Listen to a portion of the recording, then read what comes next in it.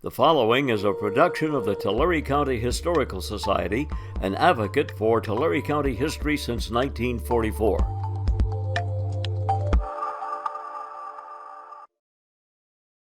I really met Wilma first through her poems. I knew her poems well before I knew Wilma. We had a mutual friend in Hanford who shared with Wilma a story that I'd written about my childhood in Armona. And when Wilma read that story, she asked to meet me. And so I went to her house and we just immediately struck up a friendship. The first thing that I really loved about her and delighted in was her wicked sense of humor. She had a very wicked sense of humor.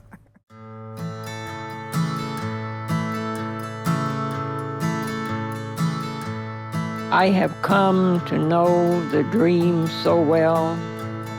Always a gray day when I see Papa coming down a hard road bent against the wind, wearing the same clothes he wore last dream, great depression garments, thin blue denim made in prison.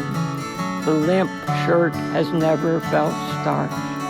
There is nothing to oppose Papa on the road except his will to see smoke rising from our Sheriff Croft house.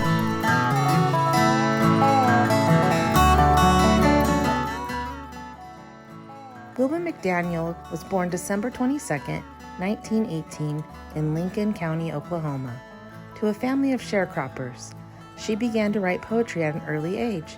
Her first poem was published in the local newspaper, the Depew Independent, when she was 14 years old. And when she was a little girl, her whole family, along with many others from Oklahoma, went to California for a better life. During the desperate Dust Bowl times, her family and her had moved to California, where they lived in rough shacks on the farms of close relatives in Merced County. She and her family traveled around the Central Valley looking for work, picking and packing fruit, and working in cotton fields. In 1940, her family moved up the West Coast, seeking work, living most of the war years in Olympia, Washington. Wilma worked as a maid and a nanny. From 1950s to 1970s, Wilma began to seriously study the Catholic religion. She became an active member of the Catholic community in Tulare.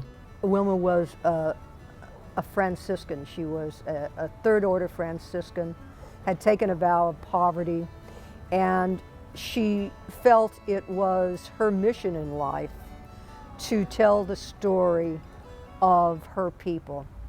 And her people were my people. So when I saw presented to me my own people and their struggles and the clarity of the road they had to take to get here from starvation, it was really meaningful to me.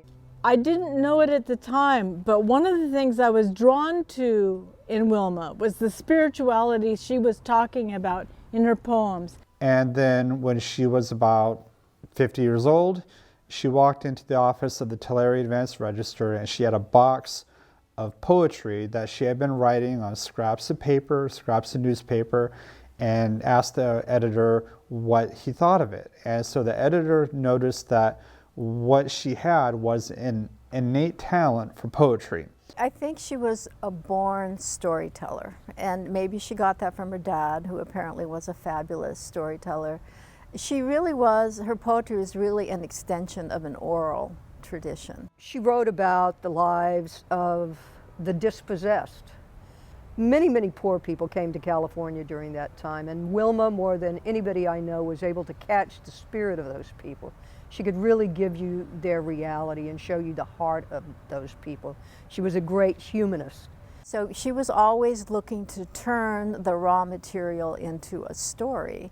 And I think that's one of the strengths of that poetry is, you know, you had a lot of academic poetry being written at that time. She was able to write about that period in a way that few others have been able to do. Her writing was so distilled, so clear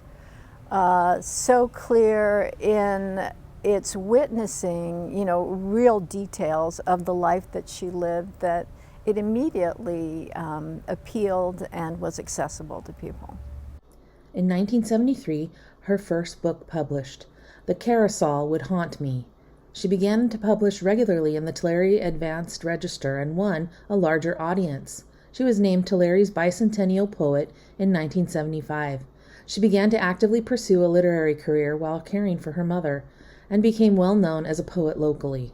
She was very clear to claim her Cherokee roots. You know, I think she labored between being seen as kind of a hobbyist by people who didn't know anything about poetry, and then maybe a little condescendingly by people who did know something about poetry. She was not a simple, untutored person. They called her the biscuits and gravy poet.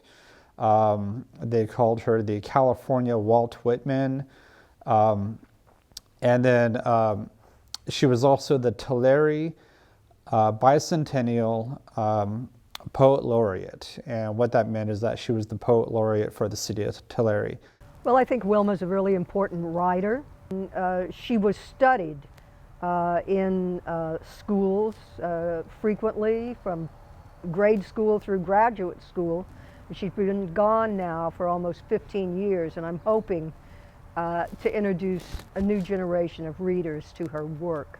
She really had an appreciation for the landscape. You know, I always think of her as kind of the poet laureate of the alkali sink, you know, and she loved it. She loved it because that's where she was, that's what she observed, and it was enough. You know, there's that idea sometimes that you find among Native peoples and poor people that whatever you get is enough. You know, don't want something else, it's enough. People react very strongly to the power of Wilma's writing, but those people with the PhDs, those academics who had studied literature and poetry for decades, they really got that Wilma was writing very complex and nuanced characters with very plain, simple language. She never really formally studied writing, and she wasn't able to even graduate from high school in the normal way. She did get a GED later on, and she was able to take some college classes, mostly here at COS. But she was self-taught. She was an extremely well-read person. She was a lifelong learner, and she valued education very highly. Had she had the opportunity to go to college, she would have done so. She simply didn't have that opportunity. Books that she listened to from the Library of Congress, you would see that she was actually very well read and knew a lot about film, knew a lot about theater, opera, music. She was not just what she was often reduced to was a kind of a folksy character. She was not that. She actually was quite sophisticated.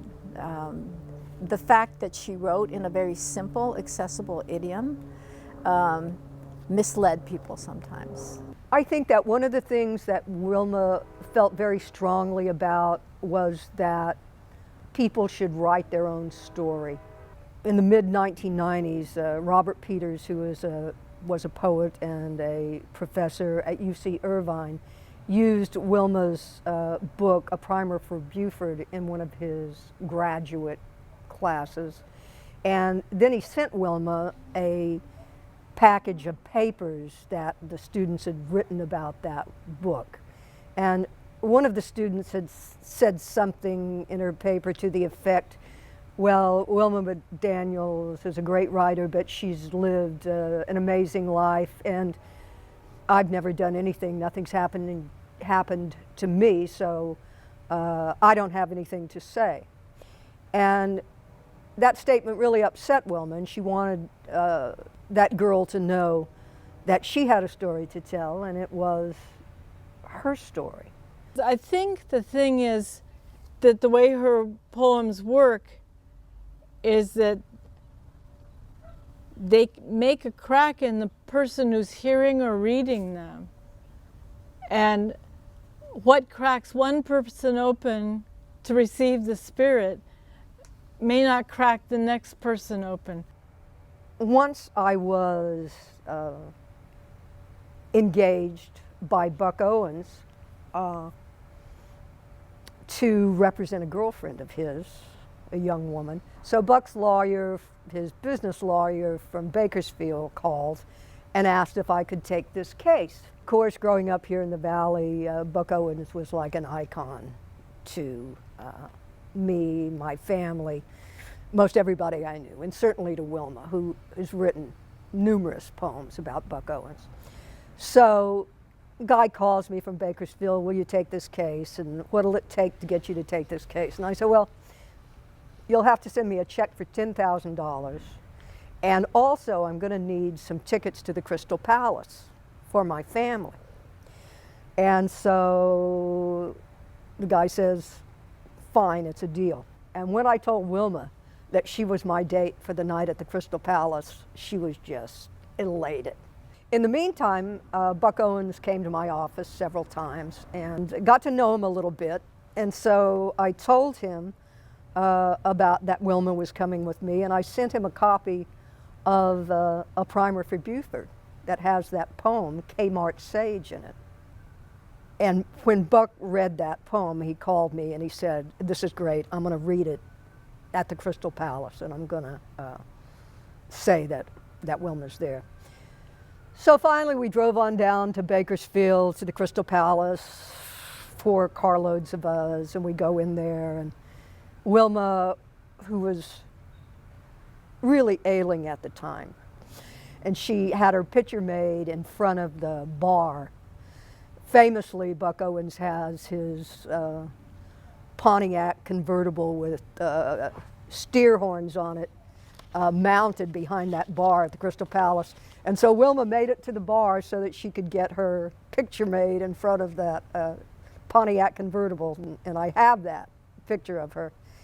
And so finally, we order food, we dance, we have a wonderful evening. Finally, Buck comes on, and Buck steps onto the stage with his spotlight right on his face, and he reads this poem as if he had rehearsed it forever. The punchline of the poem is, you put that face on a woman and they'd run her out of town. Talking about Buck Owens' face. They say, Buck Owens looks just right, but you put that face on a woman and they'd run her out of town. And he put his face right into the spotlight. It brought down the house, you know. It was really funny. And Wilma was just elated because Buck had said, I'm going to read this poem. And the poet Wilma Elizabeth McDaniels is here with us tonight. Wilma talked about that forever. It was one of the big events of her life. In 1983, her mother passed away. The following year, she was included in a major article on the Dust Bowl in the National Geographic and began to grow a national audience. She and her sister would leave at 1985 and live in various towns around California for several years, settling in Hanford in 1990. She had continued to write and was being published more frequently and by larger presses and was winning larger audiences. And so she published many books, and she eventually passed away when she was 88 years old in 2007. I would just make this declaration that the Spirit lives in Wilma's work. And if yours is a little hungry, or you're flat out of that ingredient, you might want to pick up some of her poems. And I should warn you that things will not stay the same. You'll be more whole, and we'll all be better for it. She is being honored with what's called a Literary Landmark Award. And this is an award that is presented by United for Libraries, and they are associated with the American Library Association. And United for Libraries they support libraries through a lot of friends groups, a lot of advocacy, and the Literary Landmark Award, they've been doing this since the 1980s, And so a lot of literary figures have been awarded. And so in California, for example, the City Lights bookstore in San Francisco is a literary landmark, and it honors the beat poets. So we're talking Jack Kerouac, Allen Ginsberg. Another location honors Jack London. Another one is Dashiell Hammett. And so the county librarian, Darla Wegener, in 2019, she told me, look into this, see if we can get a literary landmark. And so at the same time, the president of the Tulare County Historical Society was doing the same thing. And so we were able to combine our efforts and also connect with the Tulare Historical Museum. And we decided to honor Wilma McDaniel to be the first female literary landmark award winner in California and the first literary landmark in Central California. In 1994, she moved back to Tulare, where she was celebrated as a local literary star. Her writing career flourished in her later years, and she had over 50 collections of her work published during her life. She lived on Blackstone Avenue across from the Tulare Cemetery until her death in 2007. She now rests in the cemetery with many of her close family members.